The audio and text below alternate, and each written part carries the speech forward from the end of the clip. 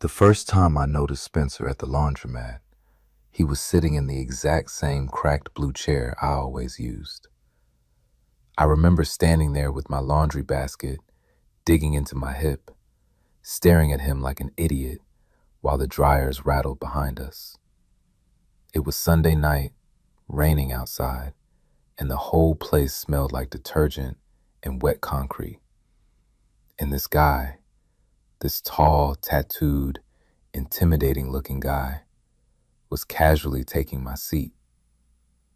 Not that it was actually my seat, but after 8 months of living in that apartment building with the broken washing machines, I'd unofficially claimed it.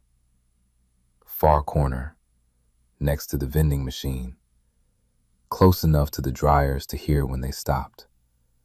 I was tired, soaked from the rain, and honestly, ready to have a bad attitude about it. Then Spencer looked up. "Shit," he said immediately, standing halfway. "You always sit here, right?" His voice surprised me. Deep, yeah, but softer than I expected. I blinked. What?" He pointed at the chair. "I've seen you every Sunday for like 2 months. You always sit here with that book." I looked down at the paperback in my hand, then back at him. "You noticed that?" His mouth twitched like he was trying not to smile. Hard not to. That should have been the end of it. Small, awkward interaction. Nothing important. Instead, he grabbed his basket off the chair and slid it aside. "Seat's yours." I laughed a little. "You don't have to move." "Nah," he shrugged. "Feels wrong now." That was the first real conversation Spencer and I ever had. And honestly, I couldn't stop thinking about him after that. Because Spencer looked like the kind of guy you cross the street to avoid at night. Tall, broad shoulders, black tattoos crawling up both arms and disappearing under his sleeves, thick silver rings on his fingers, buzzed dark hair, a scar through one eyebrow. But then he'd open his mouth and ask things like, "What are you reading?" Or, "You want the less broken dryer? Number 6 works better." Or, "You looked cold walking in. You okay?" It completely threw me off. That first night, we ended up talking for almost an hour while our clothes dried. Well, mostly he talked. I learned he worked at a motorcycle repair shop 3 blocks away. Learned he came to the laundromat every Sunday after closing up the garage. Learned he drank those awful canned vanilla coffees because real coffee tastes like burnt dirt. I also learned he smiled with his whole face, which was dangerous, because once I noticed that smile, I started looking for it every week. My name's Philip, by the way, 26, graphic designer, chronically bad at talking to attractive men, especially men like Spencer. He wasn't just hot. He had that calm confidence that made you hyper-aware around him, like he knew exactly how much space he took up in a room without ever trying to dominate it. Meanwhile, I could barely maintain eye contact for longer than 5 seconds. But Sundays became this weird thing for us. Every Sunday around 7:30, I'd walk into the laundromat carrying my stupid IKEA laundry bag. And Spencer would already be there. Always. Sometimes sitting in my chair. But after that first week, he'd immediately stand up when he saw me. "Saved your spot." The second Sunday, I laughed. By the fourth Sunday, I expected it. By the sixth, I started looking forward to it way too much. It became routine. He'd save me the chair. I'd bring snacks from the bakery down the street. We'd complain about our week while old dryers shook the floor around us. And somewhere in the middle of all that, Spencer stopped feeling intimidating. He started feeling safe, which scared me even more. because I had a habit of reading too much into things. A guy remembers your seat at the laundromat? That doesn't mean anything. A guy starts buying your favorite vending machine chips before you arrive. Still, maybe nothing. A guy notices when you cut your hair, or switch cologne, or seem stressed before you even speak. Okay, maybe that starts meaning something. But I still told myself not to be stupid.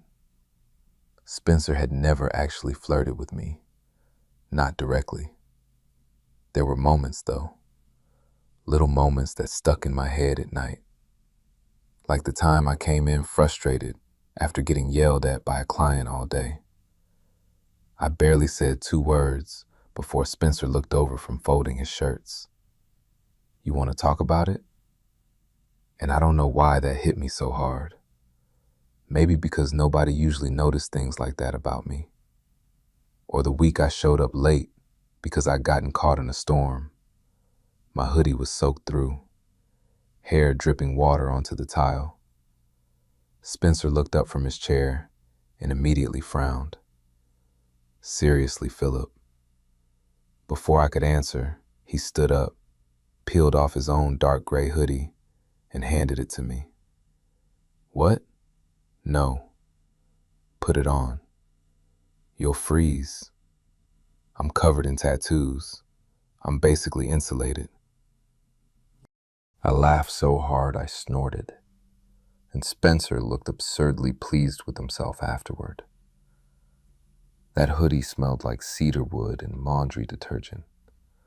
I thought about it for days, maybe weeks. The thing was, I couldn't figure Spencer out. Some Sundays, he'd sit close enough that our knees bumped while we talked. Other Sundays, he'd seem quieter, almost nervous. Sometimes I'd catch him staring at me when he thought I wasn't looking. And every single time our eyes met, he'd immediately glance away, like he was the shy one, which made absolutely no sense, considering he looked like he fought bears recreationally. Then one night, something happened that completely shifted things between us. It was late October, cold enough that everyone walking into the laundromat had red noses and damp jackets. I got there around 7:30 like usual, but Spencer wasn't inside. At first, I figured he was running late. I loaded my washer, sat in the chair, checked my phone way too many times. Still no Spencer. And for some reason, that disappointed me more than it should have. I was halfway through a chapter of my book when the laundromat door finally opened. But Spencer didn't walk in alone. He came in carrying a little girl asleep against his shoulder, maybe 6 years old, curly dark hair, tiny pink rain boots dangling against his leg. And Spencer looked exhausted. The second he spotted me, his entire face softened. "There's my seat owner," he said quietly. I tried very normal not to stare at the child currently cuddled into his neck. "You have a kid?" He blinked once like he forgot she existed for a second. "Oh, no, my niece." I don't know why that relieved me instantly. "She okay?" "Yeah." He adjusted her carefully in his arms. "My sister got called into work last minute, and daycare closed early." The little girl stirred sleepily against him. Then she lifted her head, saw me sitting there, and squinted. "Who's that?" Spencer looked at me for a second before answering, and something about the tiny paws made my stomach flip. "That's Philip," he said softly. The little girl stared at me another few seconds. Then she smiled. "Oh, the laundromat guy." And Spencer immediately looked horrified. I burst out laughing. "You talk about me?" His ears actually turned red, which somehow was the hottest thing I'd ever seen in my life. "Shut up," he muttered. And that was the moment I realized this thing between us, it definitely wasn't one-sided. After the whole laundromat guy thing, Spencer couldn't look me in the eye for almost 10 minutes, which was honestly incredible to witness. This massive, tattooed man, who looked like he belonged leaning against a motorcycle in some cologne ad, was suddenly fumbling with dryer sheets because his niece accidentally exposed him. Meanwhile, I was trying not to smile too hard. The little girl, apparently named Ava, had fully woken up by then and decided she liked me immediately, mostly because I gave her the chocolate chip muffin I'd bought for myself. "She's gonna expect snacks every week now," Spencer warned. Ava nodded seriously from her chair. "Yes." I laughed. "Fair enough." Spencer shook his head like he was exhausted already, but there was this softness in his expression when he looked at her. A completely different version of him than the one I'd first met. It did dangerous things to me. Watching Spencer carefully untangle Ava's curls while waiting for the dryers, watching him carry her on one arm while loading detergent with the other, watching him instinctively pull her closer whenever strangers walked in. Yeah, I was done for. At one point, Ava climbed into Spencer's lap while he folded tiny little sweaters, and she looked between us with suspiciously narrowed eyes. "Are you Daddy's friend?" The entire laundromat went silent in my brain. Spencer nearly dropped a sock. "I am not your dad," he said immediately. "You act like one." "That's because your actual mom lets you eat crayons." Ava gasped. That was one time. I was laughing so hard I had to lean forward in my chair. Spencer pointed accusingly at me. "Don't encourage her. You're doing great on your own." He rolled his eyes, but he was smiling again. That smile stayed in my head all week. After that night, things between us shifted. Not dramatically, just closer. Like something unspoken had finally surfaced between us. Spencer started texting me outside Sundays. It began innocently enough. He somehow found my Instagram after I mentioned a design project I was working on. Then, one Tuesday afternoon, I got a message. "Spencer, this logo client of yours is blind if they rejected that first version." I stared at my phone for a full minute before smiling like an idiot. After that, the texts became regular. Random photos from his garage, pictures of dogs he met during the day, complaints about customers, questions about movies. And every single morning after that, he sent me the same message. "Morning, seat owner." It became my favorite part of the day embarrassingly fast. I tried not to overthink it. But then Spencer started doing things that were very difficult not to overthink, like remembering tiny details about me. One Sunday I mentioned offhand that the heating in my apartment was terrible. The next week, he walked into the laundromat carrying a folded electric blanket. "You said your place gets cold." I stared at him. "Spencer, what? You can't just buy people heated blankets." "Why not?" "Because that's boyfriend behavior." The words slipped out before I could stop them. Instant silence. Spencer froze halfway through loading his washer. I froze too. Neither of us moved. Then slowly, very slowly, Spencer looked at me and said quietly, "Maybe I don't mind that." My stomach absolutely flipped over itself. I opened my mouth, closed it again, because suddenly I couldn't breathe correctly.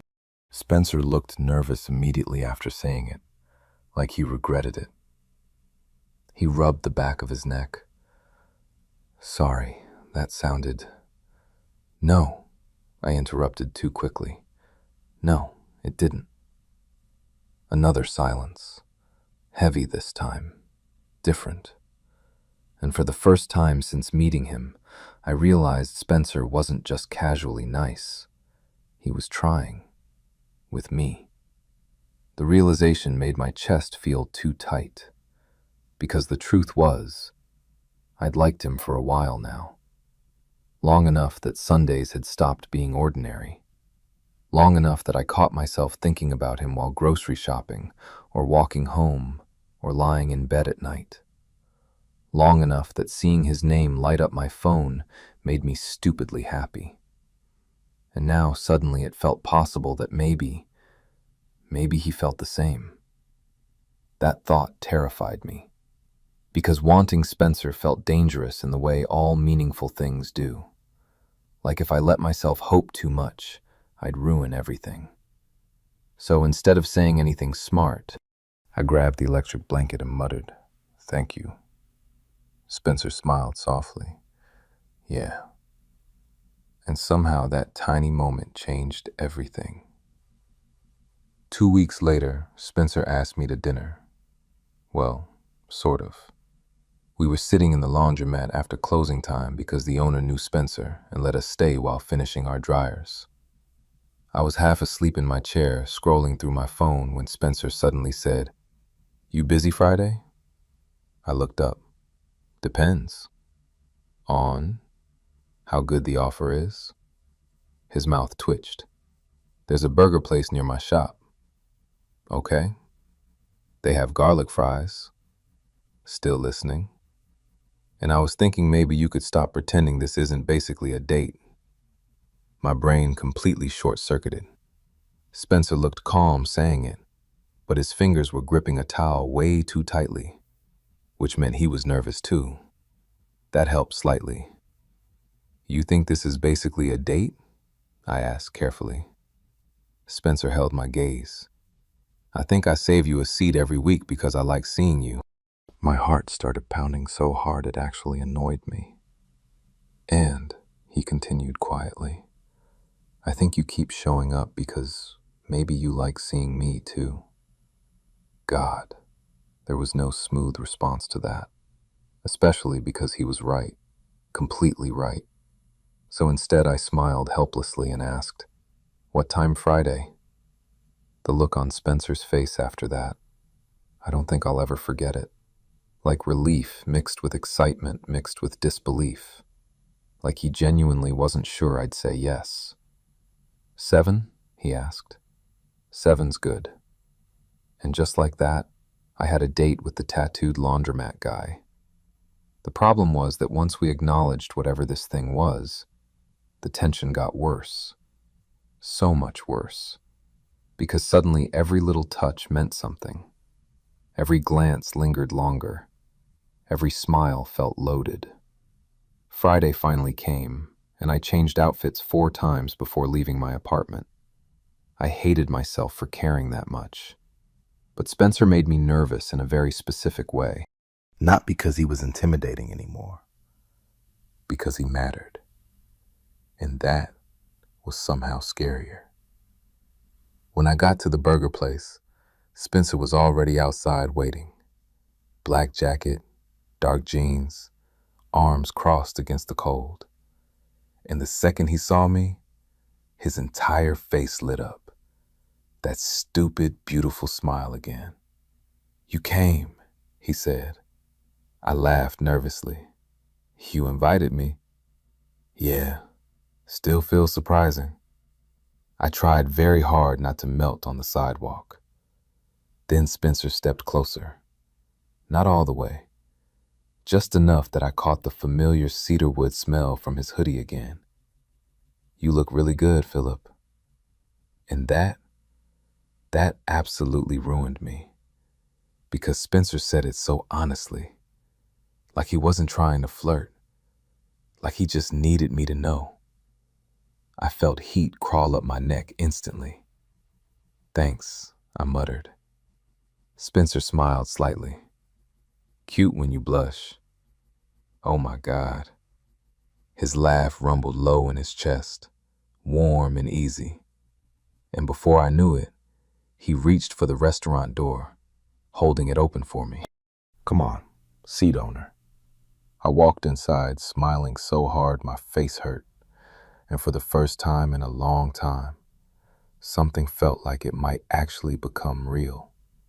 Dinner with Spencer was supposed to be casual. That's what I told myself anyway. Just burgers, just hanging out outside the laundromat for once. Totally normal. Except nothing about it felt normal. Not the way Spencer kept looking at me across the table like he was trying to memorize my face. Not the way his knee brushed mine under the booth and stayed there. And definitely not the way my chest tightened every time he smiled. The burger place was crowded and loud, but somehow it still felt weirdly intimate sitting there with him. Spencer had rolled his sleeves up halfway through dinner, exposing more tattoos along his forearms. Black ink twisted around muscles that flexed every time he picked up his drink. I tried not to stare. I failed repeatedly. "You're doing it again," Spencer said casually. I blinked. "Doing what?" "Looking at my tattoos like they personally offended you."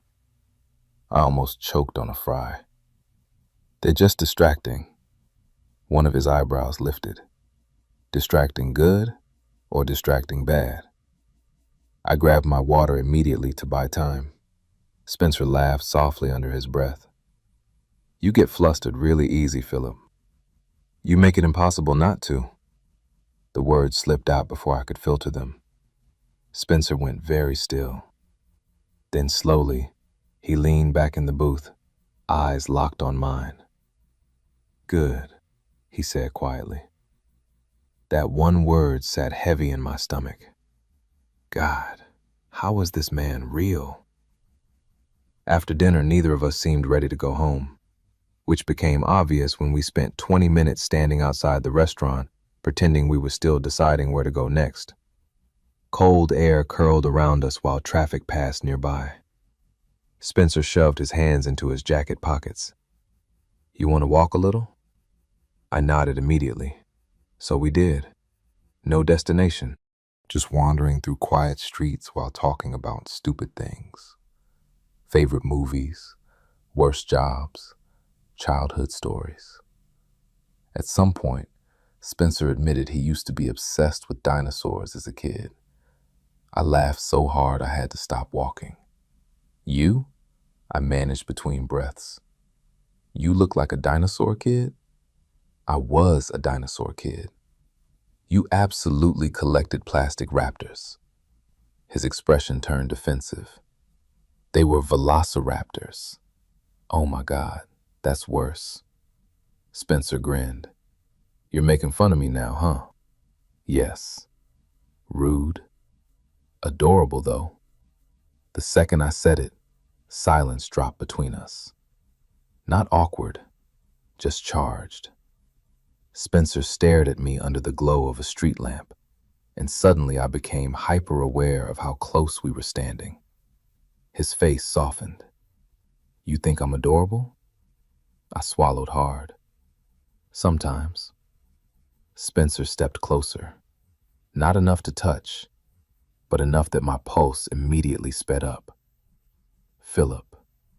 The way he said my name, low and careful, like it mattered. I looked up at him, and for one terrifying second, I thought he was going to kiss me right there on the sidewalk. I wanted him to, badly. But then a car horn sounded somewhere nearby, breaking the moment. Spencer exhaled sharply and looked away first. "Sorry," he muttered. "For what?" His jaw flexed slightly. "I'm trying not to rush this." That hit me harder than the almost kiss, because suddenly I realized Spencer wasn't casually flirting. He was being careful with me, intentional, like whatever this was mattered to him too. I don't know what possessed me then, but I reached out and lightly caught the sleeve of his jacket. Spencer looked back at me immediately. "You don't have to apologize," I said quietly. His expression changed at that, softened completely. And then, before I could panic about it, Spencer gently took my hand. Not dramatic, not forceful, just warm fingers sliding carefully against mine like he was checking whether it was okay. I think my entire brain stopped functioning. He glanced down at our hands once, then back at me. Still okay? I nodded instantly. Yeah. Spencer smiled. Small, real. And just like that, we kept walking through the cold city streets holding hands like we'd been doing it forever. After that night, things moved naturally, slowly, but naturally. Spencer started picking me up from work sometimes. I started bringing him coffee at the garage. We texted constantly, and Sundays at the laundromat became unbearable in the best way because now there was actual tension between us. Real tension. Like the kind where every accidental touch made both of us go quiet for a second. One Sunday I was leaning over to grab clothes from the dryer when Spencer reached past me at the same time. His chest pressed briefly against my back. Just for a second, but I swear the entire room tilted. Neither of us moved immediately. I could feel his breath near my ear. Then Spencer stepped back too fast, muttering, "Sorry." Meanwhile, I almost dropped half my laundry on the floor. Pathetic. Completely pathetic. And Spencer wasn't much better. The more comfortable we got emotionally, the more nervous he became physically. Like he wanted to touch me constantly, but was scared of doing too much. It was weirdly sweet, also incredibly frustrating, because by that point, I thought about kissing him basically every hour of the day. Apparently, Spencer was struggling too. I found that out one night when he invited me to the garage after closing. "I need help," he'd texted dramatically. When I got there, I found Spencer sitting on a rolling mechanic stool, staring angrily at a broken vending machine in the corner. I blinked at him.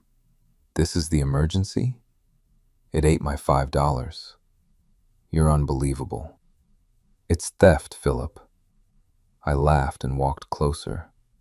The garage smelled like motor oil and cold air, tools scattered across workbenches under fluorescent lights. Spencer watched me the entire time I approached. That look again, like he couldn't help it. "What?" I asked finally. He leaned back slightly against the stool. "Nothing. You're staring. Can you blame me?" My stomach flipped instantly. God, this man. I stepped closer before I could overthink it. Close enough now that Spencer's knees brushed mine where he sat. His eyes lifted slowly to my face.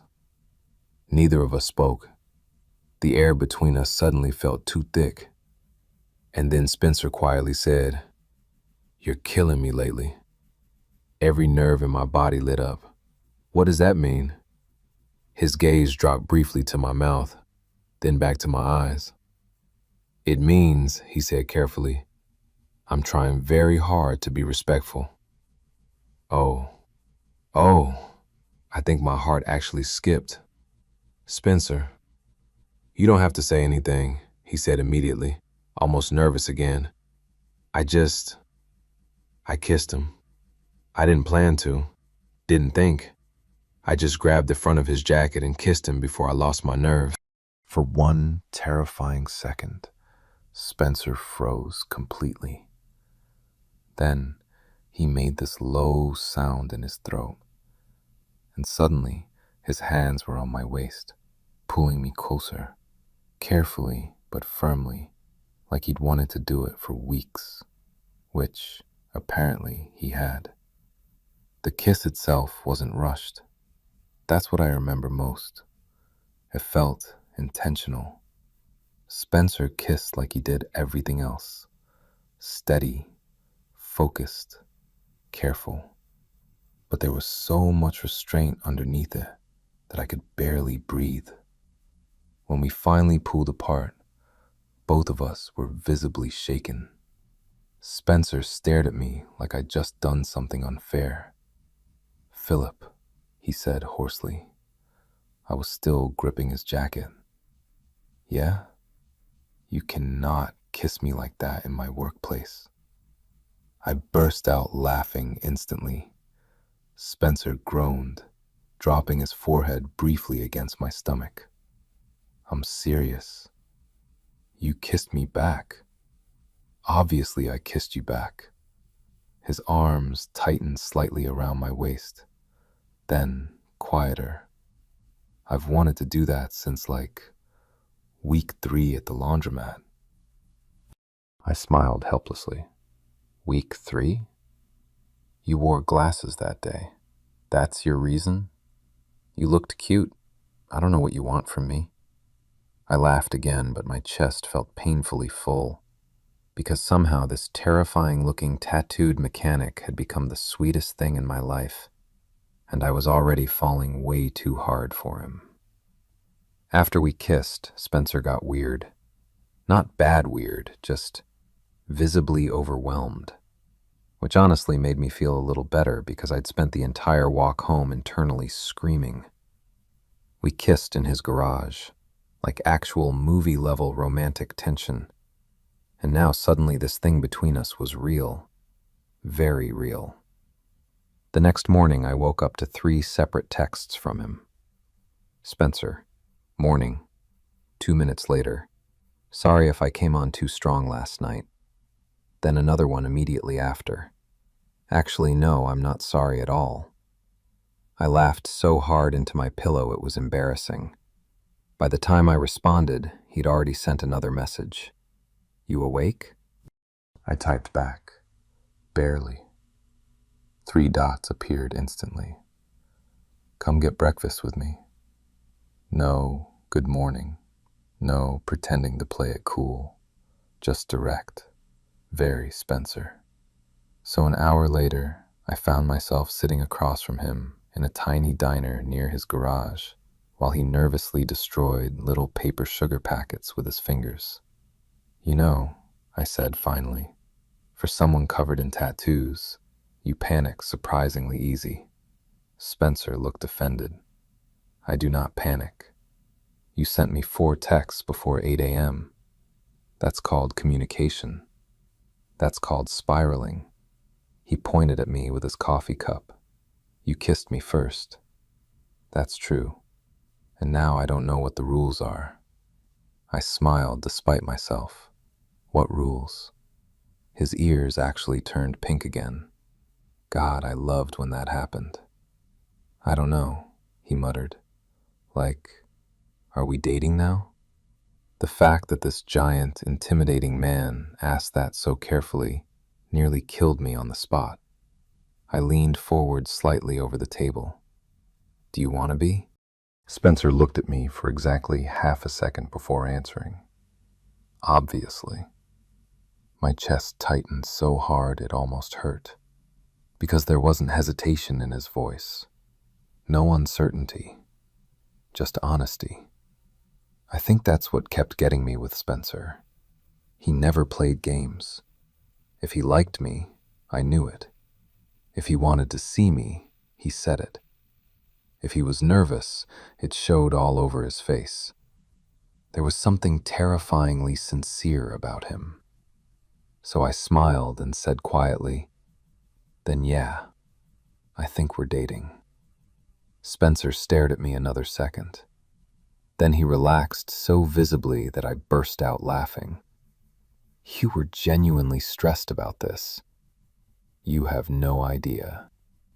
Spencer, I really like you, Philip. That shut me up immediately, because he said it so simply, like truth, and suddenly the diner felt too warm. I looked down at my coffee cup, mostly because I didn't trust my face. I really like you too. For a second, neither of us spoke. Then Spencer softly said, Cool. I laughed again. Cool? I'm trying not to scare you away by saying insane things. Like what? His eyes flicked up to mine, like the fact I haven't stopped thinking about you for months. Oh, Oh, that one got me. Badly. Dating Spencer felt weirdly natural almost immediately. Like we skipped the awkward early stages somehow because we'd already spent months learning each other at the laundromat. We already had routines, inside jokes, comfort. Now there was just kissing involved too. A lot of kissing, actually. Because once Spencer finally let himself touch me without overthinking it, he became ridiculously affectionate. Not even in a flashy way, just constant little things. A hand against my lower back, guiding me through crowds. His fingers brushing mine whenever we sat together. Pulling me closer absent-mindedly while talking.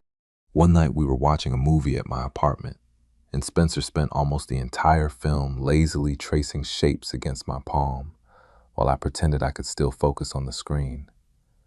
I couldn't, not remotely. Especially because every once in a while he'd glance over at me with that soft look again, like he still couldn't fully believe this was happening.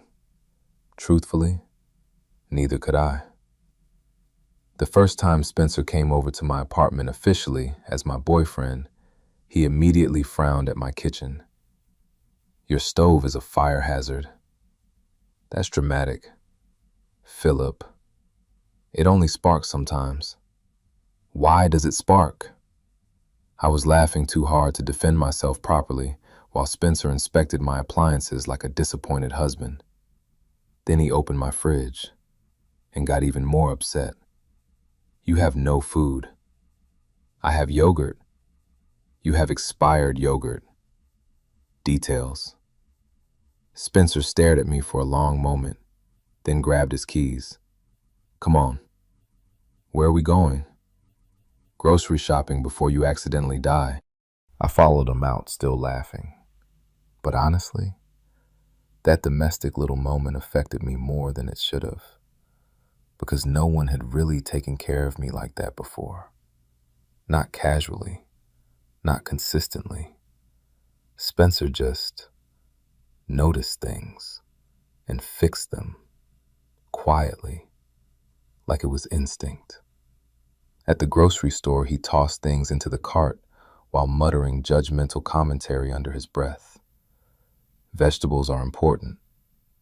"I know vegetables are important." "You bought instant noodles in bulk." "They were on sale." "You live like a recently divorced college student."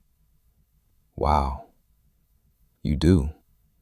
I shoved his shoulder lightly. Spencer grinned immediately.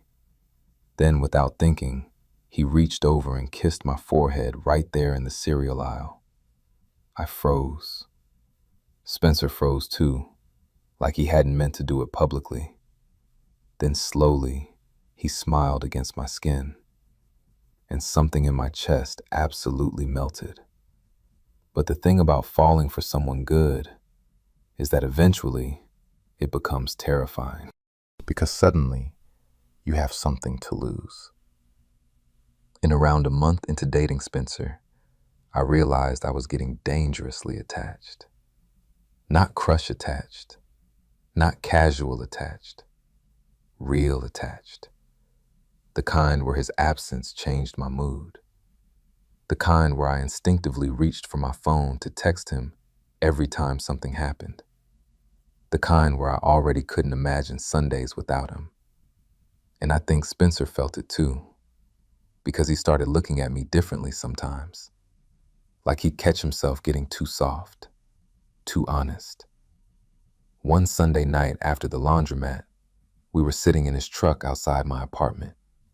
Cold windows fogged slightly from the heater running.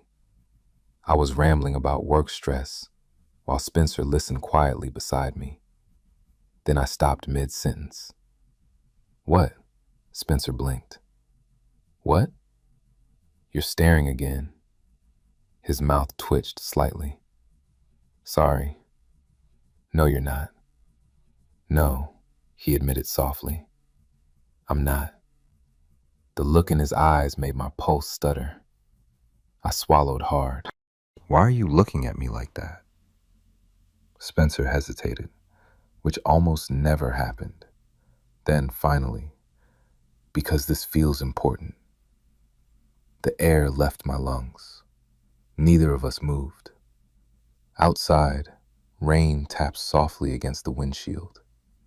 Inside, Spencer looked at me like I was something fragile and wanted at the same time. And suddenly, I understood something terrifying. I wasn't just falling for him anymore. I already had, completely. Spencer must have seen it happen on my face, because his expression softened instantly. "Hey," he said quietly. I looked at him. His thumb brushed gently against my hand between us. "You okay?" I nodded too quickly. "Yeah," but my voice betrayed me a little. Spencer's eyes searched mine carefully, then softly, "Come here." And before I could overthink it, he pulled me across the center console and into his lap. I laughed breathlessly. "Spencer," just for a second. His arms wrapped around me, warm and solid and safe. And the second he held me close, something inside me cracked open a little, because no one had ever held me like that before, like they planned on keeping me. Spencer pressed one slow kiss against my jaw, then quietly into my neck. "You make me feel calm, Philip." God, that almost ruined me right there. I buried my face against his shoulder, mostly so he wouldn't see how emotional I suddenly felt. But Spencer noticed anyway. He always noticed. His hand moved slowly up and down my back. "You know what's crazy?" he murmured. "What?" "You still think I'm the one saving your seat every week." I pulled back slightly to look at him. Spencer smiled softly. "But honestly, you saved mine too." And right then, sitting in that parked truck with rain outside and Spencer holding me like I mattered, I think I realized this wasn't becoming love anymore. It already was. I wish I could say things stayed easy after that. That Spencer and I just kept falling into each other naturally, without complications. But life doesn't really work like that. Especially not when you finally find someone who matters enough to scare you. A few days after the truck conversation, Spencer stopped replying to my texts for almost an entire afternoon, which normally wouldn't have been a huge deal. Except, Spencer always replied. Even if he was busy, I'd get something eventually. A thumbs up, a quick working, a photo of some engine part with zero explanation. Something. But that Thursday, nothing. By 6 o'clock, I was trying very hard not to spiral. By 7:30, I failed completely. I just convinced myself Spencer secretly regretted dating me when my phone finally rang. His name flashed across the screen. I answered immediately. "Hey, Philip." The second I heard his voice, my stomach dropped. He sounded exhausted. "What happened?" A long exhale crackled through the speaker. "My sister got into a car accident." Everything inside me tightened. "Oh my God, is she okay?" "She's okay," he said quickly. "Broken wrist, concussion probably. Ava's okay too." I sank onto my couch instantly. "Seriously, Spencer." "I know." His voice sounded rough in a way I'd never heard before, like he was barely holding himself together. "Where are you?" I asked. "Hospital." "Do you need me there?" Silence, then quieter.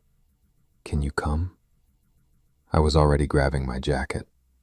I found Spencer sitting alone in a hallway outside the emergency rooms. And honestly, seeing him like that hit me harder than I expected. Usually Spencer carried himself with this calm steadiness, like nothing could really shake him. But now he looked wrecked. Elbows on his knees, hands clasped tightly together, hair messy like he'd been running his fingers through it for hours. The second he saw me walking toward him, his entire face changed. Not relieved exactly, just softer, like he could finally breathe a little. I sat beside him immediately. "How are they?" "They're keeping my sister overnight." "And Ava?" "With my mom." He nodded tiredly against the wall behind him. For a minute, neither of us spoke. Then Spencer quietly said, "I was scared." That got me, because he admitted it so honestly. I reached over without thinking and took his hand. Spencer gripped mine instantly, hard, like he needed something solid. "I'm glad they're okay," I murmured. "Me too." Another silence. Then finally Spencer looked over at me. "You came fast." I shrugged slightly. "Of course I did." Something emotional flickered across his face so quickly it almost hurt to look at. He stared at our joined hands a second. Then softly, "No one really does that for me." My chest tightened painfully. I squeezed his hand once. "Well, I do." Spencer looked down immediately after that like he couldn't handle hearing it. And for the first time, I realized something important about him. Spencer took care of everyone. His sister, Ava, people at work, me. But I didn't think many people took care of Spencer. The realization settled heavily in my chest, because suddenly I understood why he held on to softness so carefully, like he wasn't used to receiving it back. I stayed with him at the hospital until almost 2 in the morning. At one point, Spencer fell asleep sitting upright beside me for maybe 20 minutes. I noticed because his head slowly tipped sideways onto my shoulder. And honestly, I think that might have been the exact moment I fully fell in love with him. Not during the kissing, not during the flirting, not even during the hand-holding walks home. It was that. Seeing this strong, careful man finally exhausted enough to let himself lean on someone. On me. When he woke up, he looked embarrassed immediately. "Sorry. You literally fell asleep for 20 minutes. I drooled, didn't I?" "A little." "Oh my God." I laughed quietly while Spencer covered his face with one hand. Then without thinking, I brushed my fingers lightly through the short hair near the back of his neck. Spencer froze instantly. Slowly he looked at me, and the expression on his face after that.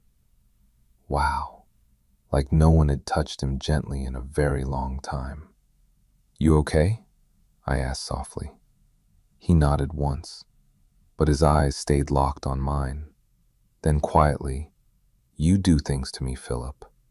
I smiled a little. "Good things?" "The worst possible things." That made me laugh again. But Spencer didn't laugh. Instead, he leaned forward and kissed me softly right there in the empty hospital hallway. Careful, slow, like he couldn't help himself. And somehow that tiny kiss felt more intimate than any of the heavier ones we'd shared before. Because it wasn't about tension, it was comfort. When he pulled back, his forehead rested briefly against mine. "Thank you for coming," he murmured. I touched his jaw lightly. "You never have to thank me for that." Spencer looked at me for another long second, then finally whispered, "There you go again." "What?" "Making it impossible not to love you." My heart genuinely stopped, like physically stopped. Spencer seemed to realize what he just said at the exact same moment I did. His eyes widened slightly. Neither of us moved. The hallway suddenly felt dead silent. And for the first time since meeting him, Spencer looked truly nervous. But before he could panic himself into taking it back, I grabbed his face and kissed him again. Harder this time. Immediate. Certain. because there was absolutely no world where I was letting him regret saying that. When we finally pulled apart, Spencer looked completely overwhelmed. "Philip, I love you too." That was it. That was all it took. Because the second those words left my mouth, Spencer kissed me again like he'd been holding himself back for months. His hands slid carefully against my waist, pulling me closer between his knees. And there, under ugly hospital lights at nearly 2 in the morning, Spencer kissed me like I was home. After that night, everything changed again. Not in some dramatic way, just deeper, softer, more certain.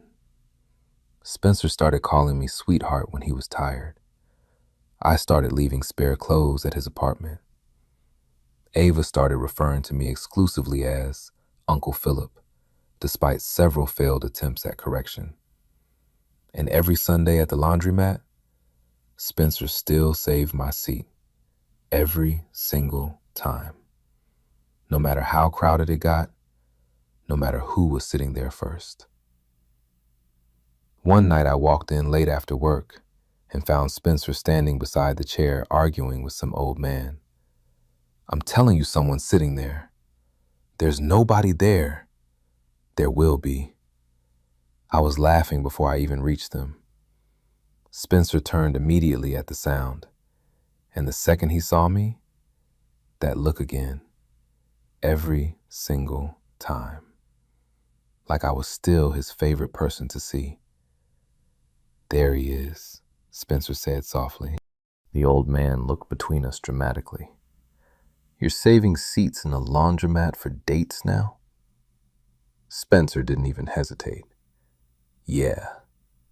Then he walked over, kissed me quickly in front of everyone, and handed me a vanilla coffee, exactly how I liked it. My chest felt so full it almost hurt, because somehow this ridiculous little laundromat had become the center of my entire life. And Spencer had become home. The first time I slept over at Spencer's apartment officially, he got embarrassed about his bedding, which was honestly the least intimidating thing I'd ever witnessed. "I should warn you," he said while unlocking his front door. "My sheets don't match." I stared at him. "That's your concern?" "They're different shades of gray." "Oh no. Arrest immediately." Spencer rolled his eyes, but he was smiling. His apartment looked exactly like I imagined it would. Clean, but lived in. Dark furniture. Plants somehow still alive despite him claiming he forgot to water them constantly. A stack of motorcycle magazines on the coffee table beside a ridiculously soft blanket. And everywhere I looked, there were little signs of him. Boots by the door, coffee mugs in the sink, a sweatshirt tossed over the couch. It felt strangely intimate, being surrounded by all the quiet pieces of his life. Spencer noticed me looking around and suddenly looked nervous again. "What?" "You're overthinking." "I am not." "You're doing the eyebrow thing." "The what?" "The worried eyebrow thing." He touched his forehead automatically. "I have a worried eyebrow thing?" "Yes." "That's devastating." I laughed while Spencer moved around the kitchen, pretending not to be flustered. Then he paused halfway through opening the fridge. "You hungry?" "Always." "Good. I make decent grilled cheese." "High standards tonight." "You're lucky I like you." I leaned against the counter watching him cook, and honestly, that might have been more intimate than making out. There's something weirdly dangerous about domesticity when you're in love with someone. Watching Spencer stand at the stove in sweatpants and a black t-shirt while quietly humming to himself should not have affected me as much as it did. But it did. Badly. especially when he turned around holding 2 plates and caught me staring. What? I smiled helplessly. Nothing. His eyes narrowed slightly. You're doing that look again. What look? The one where you look at me like you're emotionally compromised. I burst out laughing. You're unbelievable. And yet, Spencer said smugly, setting down plates, you're obsessed with me. Unfortunately, he was correct. Later that night, we ended up tangled together on his couch, watching some terrible action movie neither of us cared about. Well, I tried to watch it. Spencer kept distracting me. Not intentionally, I don't think. But every time he absent-mindedly rubbed circles against my hip, or kissed the side of my head, or tightened his arm around me, my brain completely stopped functioning. At some point, I noticed Spencer had gone quiet. I looked up from where I was half curled against him. You okay? He nodded once, eyes still on the TV. Yeah. But his fingers had slowed against my waist. I studied him for a second. Then quietly, what's going on in your head? Spencer exhaled slowly through his nose. A lot. I waited. Eventually, he glanced down at me. This feels serious. The vulnerability in his voice immediately got my attention. I sat up a little straighter against him. That scares you? No. He looked genuinely surprised by the question.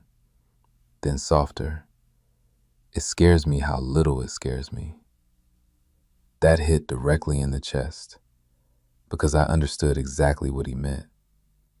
Falling for someone should have felt risky, but with Spencer, it mostly felt inevitable, like my life had quietly rearranged itself around him before I even noticed. He looked down at his hand resting against my waist. I'm used to things ending, he admitted quietly. People leaving, things getting complicated. I frowned slightly. Who left? Spencer hesitated. Then finally, my dad. The room felt quieter instantly. He bailed when I was 13, Spencer said, voice even but distant. Mom worked constantly after that. I kinda just learned to handle things myself. Something inside me ached hearing that, because suddenly, so much about Spencer made sense. Why he took care of everyone automatically. Why he struggled asking for help. Why he looked surprised every time someone showed up for him emotionally. I reached for his hand immediately. Spencer. He shrugged lightly like it wasn't a big deal, but his eyes wouldn't meet mine anymore. It's whatever. No, I said softly. It's not. For a second, he just looked exhausted. Then quietly, I think part of me keeps waiting for this to disappear too. That one hurt. I shifted closer instantly, sliding my hand against his jaw until he finally looked at me. Hey. His eyes lifted slowly. I'm here. Spencer swallowed hard. I know. No, I murmured, brushing my thumb lightly against his cheek. I mean it. I'm not halfway in this. The expression on his face after that nearly wrecked me, because he looked like he wanted to believe me, like he already did a little, but wasn't fully used to the idea yet. Then Spencer leaned forward and kissed me softly. Not rushed, not heated, just emotional. His hands slid against the back of my neck carefully, holding me close. And when he pulled back, his forehead stayed resting against mine. You really are dangerous, he whispered. I smiled slightly. Why? Because you make me want things. What kind of things? His eyes searched mine quietly. A future. God. That word settled deep inside my chest. A future. Not temporary, not casual, real. And suddenly, I wanted it too. Way more than I was prepared for. That night was the first time we slept in the same bed together. Actually slept, which somehow felt more intimate than anything else. Spencer kept acting like he was trying to give me space, even though his king-size bed was enormous. "You can move closer," I mumbled eventually from my side of the mattress. In the dark beside me, Spencer laughed quietly. Was trying to be respectful. "You're basically hanging off the bed." "I'm a gentleman." "You're ridiculous." A pause. Then slowly, carefully, Spencer shifted closer. Warmth immediately spread along my side where his body brushed mine. Neither of us spoke for a second. Then Spencer's arm slid carefully around my waist, like he was checking if it was okay. I turned toward him automatically, and in the faint light coming through the curtains, I could just barely make out his face. Soft, sleepy, looking at me like I was something precious. "You good?" he whispered. I nodded once, then quietly admitted, "Better than good." Spencer smiled at that, small and tired and real. And sometime during the night, I woke up briefly to find him half asleep with his face buried against my neck, arms wrapped tightly around me like instinct. Like even unconscious, he wanted me close. I didn't sleep much after that, not because I was uncomfortable, because my chest physically hurt from how much I loved him.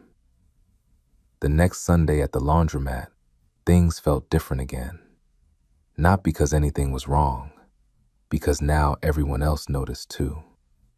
The old woman who always read magazines near the dryers smiled at us knowingly when Spencer immediately stood to give me my seat. "You boys are awfully cute," she said casually. I nearly inhaled dryer lint. Spencer just grinned. "Thanks, Linda. You finally asked him out, huh?" I looked between them. "You knew?" Linda snorted loudly. "Honey, this man looked like a kicked puppy every week before you walked in." Spencer groaned instantly. Oh my God. I was laughing too hard to breathe properly while Linda continued folding towels like she hadn't just destroyed him emotionally. "You should have seen him fixing his hair in the dryer reflection." "Linda, and the seat saving?" she continued. "Please, we all knew." I looked over at Spencer, who now looked genuinely ready to die. "You fixed your hair before I came in?" He covered his face with one tattooed hand.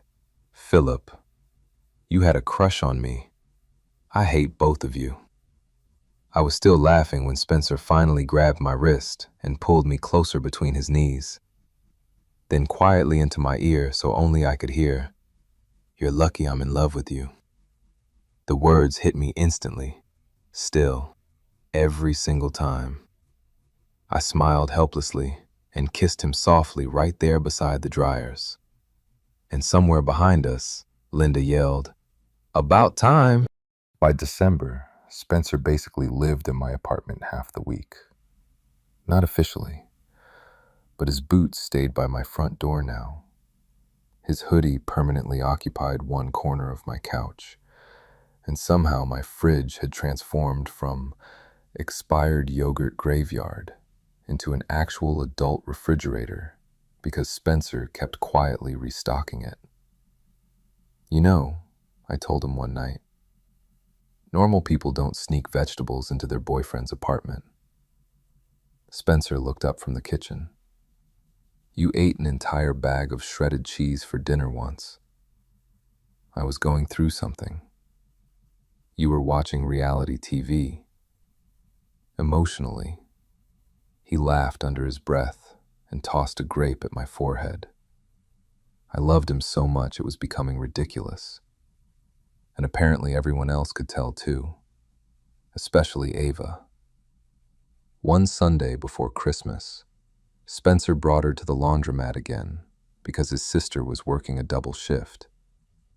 The second Ava saw me, she sprinted across the room dramatically.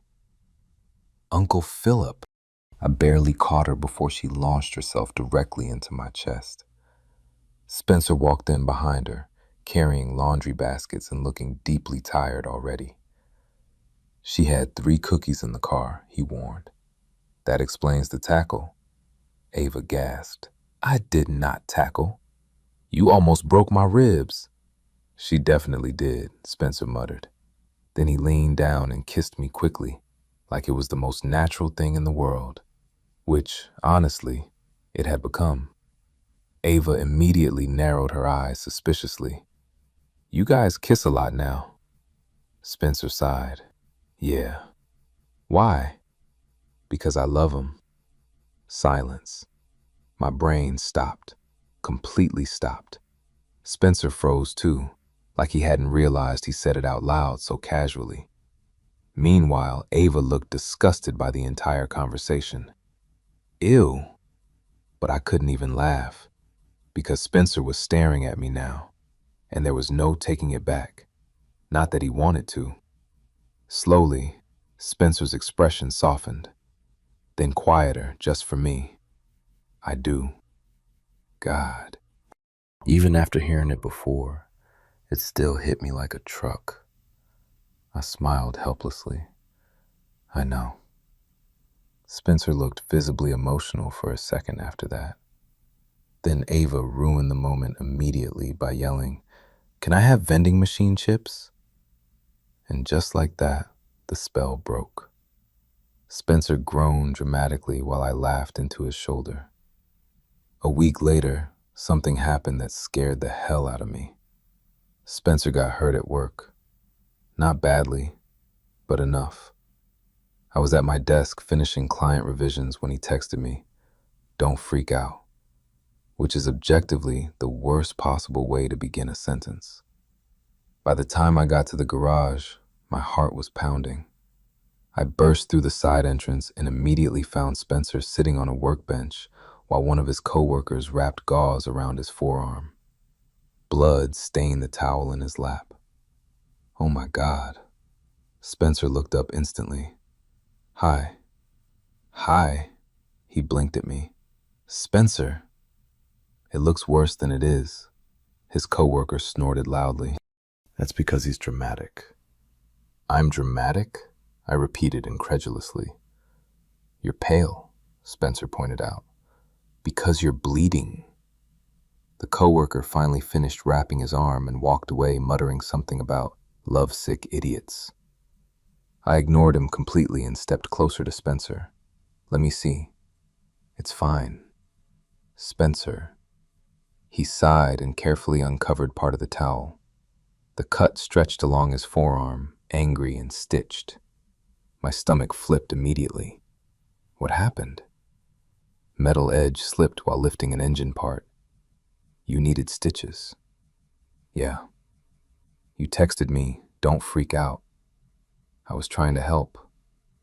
I stared at him another second before gently touching his wrist, and suddenly all my panic turned into something softer, because Spencer looked exhausted again, not physically, emotionally, like he hated worrying me. "You scared me," I admitted quietly. His face changed immediately. "I know." The sincerity in his voice took all the anger out of me instantly. Spencer reached for my hand with his uninjured arm. "Come here." I stepped closer automatically, standing between his knees while he held onto my hand carefully. "I'm okay," he murmured. I nodded once, but apparently my face still betrayed me because Spencer touched my waist gently and looked up at me with that soft expression again. "Hey." "What?" "You care about me a lot, huh?" I laughed weakly. "Unfortunately." That finally made him smile. Then Spencer pulled me forward until my forehead rested against his. You know what's crazy? What? Nobody's ever panicked over me like this before. That broke my heart a little, because of course they hadn't. Of course Spencer had spent most of his life being the dependable one instead of the cared-for one. I cupped his face gently. Well, get used to it. Spencer looked at me for a long second, then very quietly, you really stayed. The vulnerability in those words nearly destroyed me. I kissed him softly before answering. Yeah, idiot, I did. And Spencer smiled against my mouth in that small, overwhelmed way he always did when he felt too much at once. A few nights later, Spencer invited me to his family's Christmas dinner, which absolutely terrified him for reasons I didn't fully understand at first. You've met my sister already, he said while driving. Mom's easy. Ava worships you. Then why do you look like you're going to war? Spencer tightened his grip slightly on the steering wheel. My family's complicated. I frowned a little. How? He hesitated. Then finally, my dad might be there. Oh, that explained everything. I reached over immediately, resting my hand against his thigh. You don't have to do this if you don't want to. Spencer covered my hand with his instantly. I want you there. That quiet certainty got me again. Always. So when we arrived at his mom's house 20 minutes later, I squeezed his hand once before he opened the truck door, and Spencer squeezed back hard, like courage. The house itself was warm and loud and smelled like cinnamon. Ava screamed when she saw me. His sister hugged me immediately. His mom cried after meeting me for approximately 30 seconds. Spencer never brings anyone home, she whispered dramatically while pulling me into the kitchen. Mom, Spencer warned from across the room. What? It's true. I looked over at him instinctively, and Spencer was already looking at me. That same look, like he still couldn't fully believe I was there. But halfway through dinner, the front door opened, and the entire room changed. Spencer went still beside me instantly. I looked up. A man stood in the doorway, older version of Spencer. Same eyes, same jawline, except colder somehow. The silence around the table became immediate and heavy. Then quietly, Spencer muttered, Of course he came. And I realized all at once, this night was about to become something much bigger than Christmas dinner. The man standing in the doorway looked exactly like an older, harder version of Spencer. Same dark hair, same broad shoulders, same intense eyes. But where Spencer felt warm once you knew him, this man felt sharp around the edges. The room had gone completely silent. Spencer's hand tightened around his fork beside me. Across the table, his sister looked exhausted already. Dad, she said flatly. The man gave a short nod, like he belonged there, despite the tension filling the entire house. I was invited.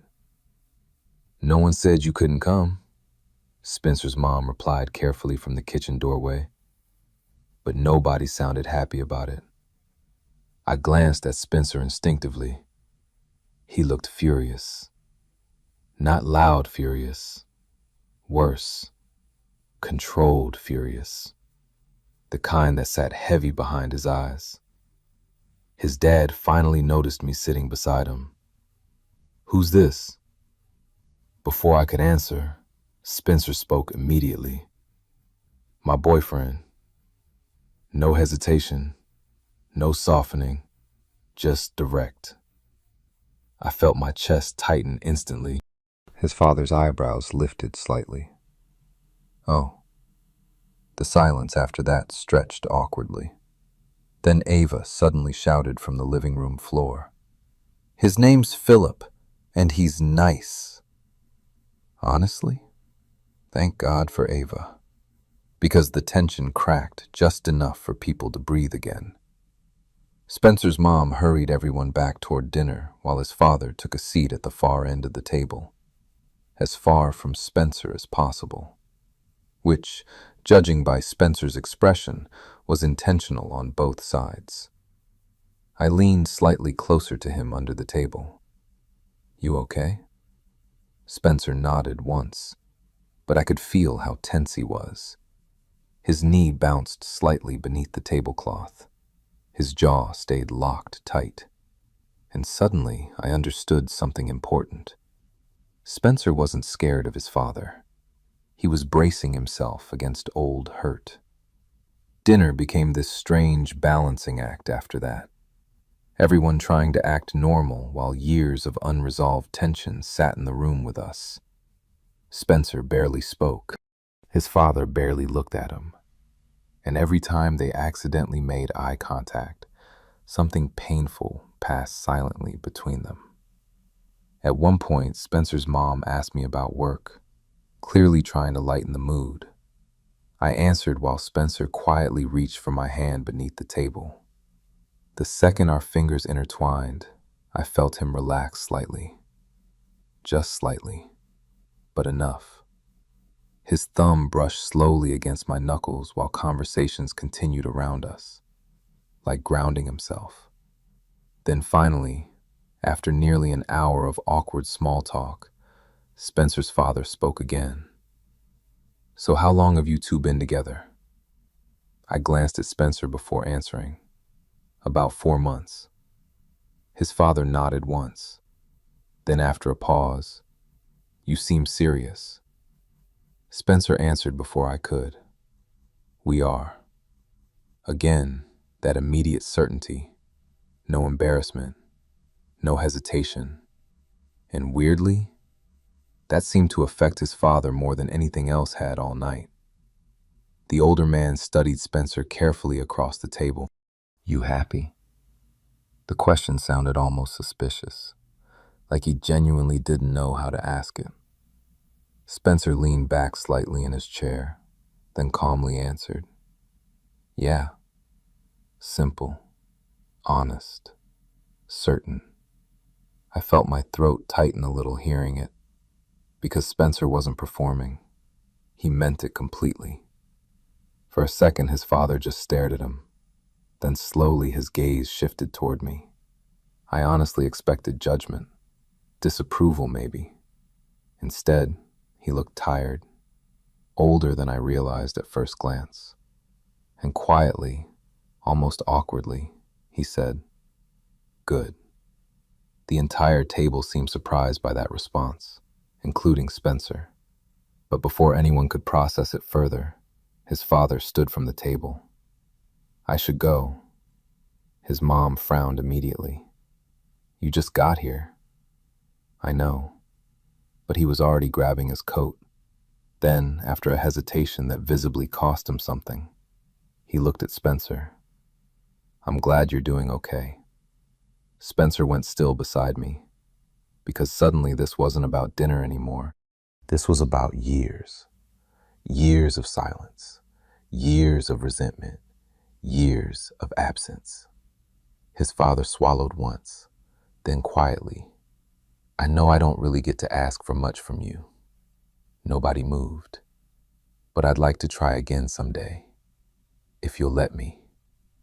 The room felt completely silent. Spencer stared at him for a long moment without speaking. And honestly, I had no idea what he'd say. This man had hurt him deeply. That much was obvious. But I could also see something else in Spencer's expression now. Not forgiveness exactly, just exhaustion from carrying the anger alone for so long. Finally, Spencer exhaled slowly through his nose, then said, "Maybe." One word, but it mattered. You could see it all over his father's face. He nodded once. Okay. Then quietly to me before leaving, take care of him. And before I could even answer, Spencer muttered dryly beside me, he already does. That got the smallest laugh out of his father before the front door closed behind him. Silence lingered afterward. Then Ava looked up from her coloring book and announced, well, that was weird. The entire table burst out laughing, even Spencer. And just like that, the tension finally broke. Later that night, after everyone else had gone to bed, Spencer and I stood alone outside on his mom's back porch. Snow fell softly across the yard. Cold air curled around us, while yellow Christmas lights glowed through the windows behind us. Spencer leaned against the porch railing quietly. I stood beside him, close enough that our shoulders touched. You okay? I asked again softly. This time he took longer to answer. I don't know. Fair. We stayed quiet another minute. Then Spencer suddenly laughed under his breath. What? He shook his head slightly. If you told me 6 months ago that some guy from the laundromat would end up standing with me through family trauma, I smiled. Very romantic. You know what I mean. Yeah, I did. Because the truth was, neither of us expected this. Not really. One random seat at a laundromat somehow became this entire life together. And standing there beside him now, I realized something almost overwhelming. I couldn't imagine losing it anymore. Spencer looked over at me then. Snowflakes caught briefly in his dark hair. You stayed calm in there, he murmured. I was terrified. You hid it well. I smiled slightly. I just kept focusing on you. That soft look appeared in his eyes again immediately. The one that always got me. You always do that, he said quietly. What? Show up for me. I stepped closer without thinking. So do you. Spencer's hand slid gently against my waist beneath my coat. Then, after a pause, he admitted softly, I almost didn't come tonight.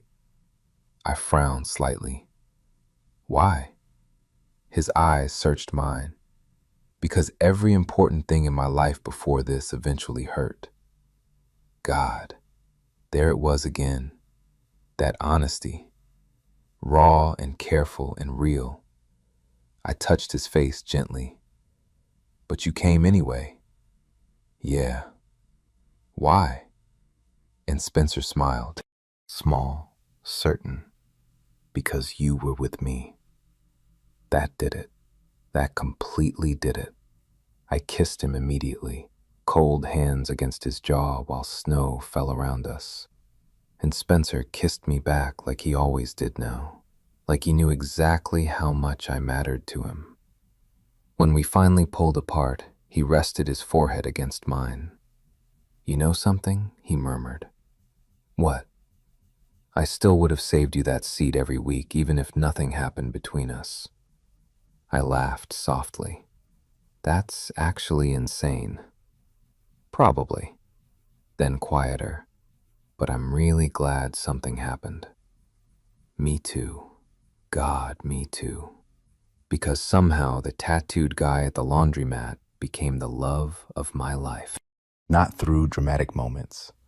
Not through perfect timing. Just consistency. Kindness. Showing up every Sunday. Saving me a seat before I even realized I needed one. And honestly, I think I'll spend the rest of my life being grateful I walked into that laundromat on a rainy Sunday night because Spencer was there waiting for me like he always is.